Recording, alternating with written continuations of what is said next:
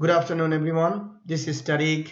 I will be presenting a assessment 2 presentation for cybersecurity as an ecosystem, and my topic today is Capital One data breach.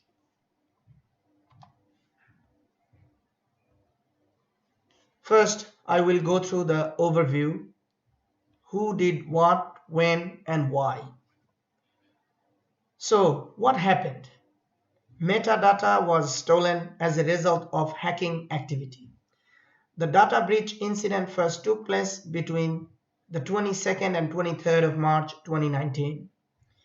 It came to the light of Capital One 4 months later, as was informed after a vulnerability investigation took place after the data was leaked on public platform, and it came to the light on 19th of July.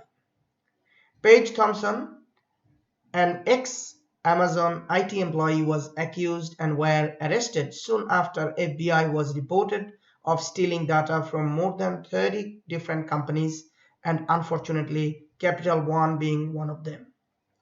The stolen information included credit card information like numbers, birth dates, addresses, names, phone numbers, transaction history, 140,000 social security numbers, and 80,000 bank account details.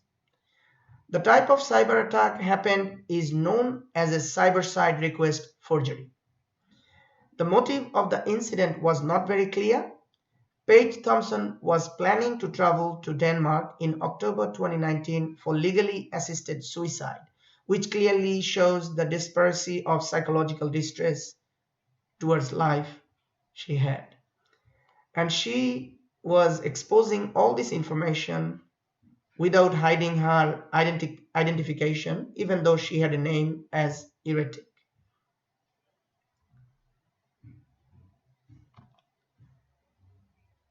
Okay, so what sort of impacts, consequences, and disruptions this incident caused? An FBI investigation was opened, and a result that affected Capital One, Amazon Web Service, and GIT Hub, the platform that published the stolen data. The attack on July 19 resulting in a data breach that compromised 106 million customers' data, 100 million in the US and 6 million in Canada. Capital One's shares closed down 5.9% after announcing the data breach incident and case filed, losing off a total of 15% over the next 2 weeks. A class action lawsuit seeking unspecified damages was filed just days after the breach became public. Furthermore, it puts the role of platforms like GitHub in the public eye as it shared the information. The company has been singled out for encouraging hacking activities. The chairman of Capital One, Richard D. Fairbank, stated straight after the incident for the customers of Capital One Bank, as per the quote below: "While I am grateful that the perpetrator has been caught, I am deeply sorry for what has happened.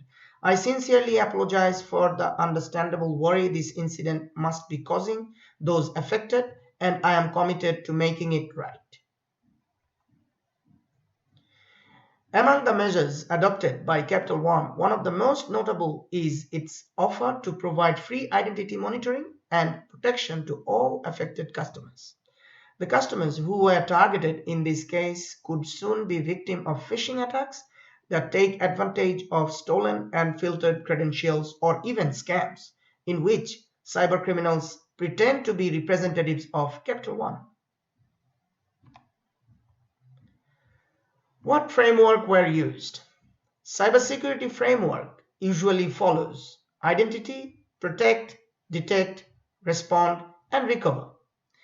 As Capital One is a American bank, so the US Federal Financial Institution Examination Council FFIEC assumes that the COSO, the Committee of Sponsoring Organization structure, is elected to support the information security strategy of the financial institution associated with the National Institute of Standard and Technology, which is the NIST cybersecurity framework.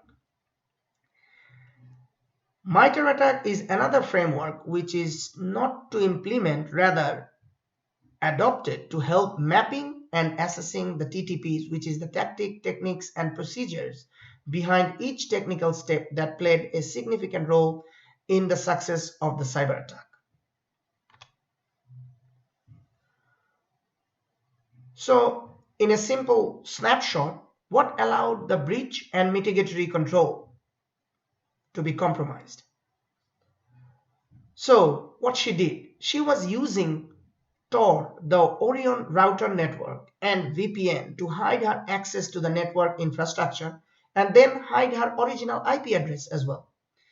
As an ex-Amazon personnel, she produced script to scan Amazon Web Services server and looking for a specific web application firewall vulnerability.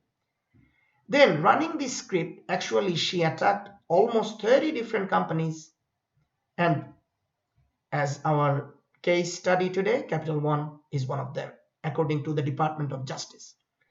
This script allowed her to figure out that Capital One had a misconfigured WAF, which is the web application firewall, and then she ran a server-side request to relay a specific command to internal servers hosted at Amazon infrastructure. By doing so, she was able to access a server and get access to internal credentials. After she gained the access to the servers, she was able to run command line comments, including a script to list the entire list of comments, and later used those comments to sync and to copy the data from the buckets to her computer, which included nearly 30 gigabytes of Capital One data.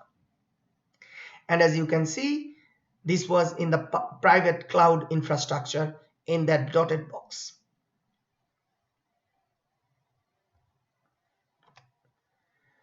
So, the MITRE ATT&CK framework was mapped to figure out how data was stolen, and based on the mapping, NIST was investigated to look for each specific control would apply to each specific attack step. So we can see after the investigation that NIST cybersecurity framework control failures were mostly lack of vulnerability management, like hiding access, SSRF query. Then it did not have the implementation of least privilege. That's why I have been able to trick the WAF, get credentials. Also the security event management, as it has been able to run CLI commands, list all three buckets, S3 buckets. Security principles, it has been able to copy all the data. So, parallelly, the Office of Comptroller of the Currency, OCC investigation also reported bank failed effective risk assessment process, appropriate risk management, internal audit also failed to identify numerous control weakness and gaps and also reported properly.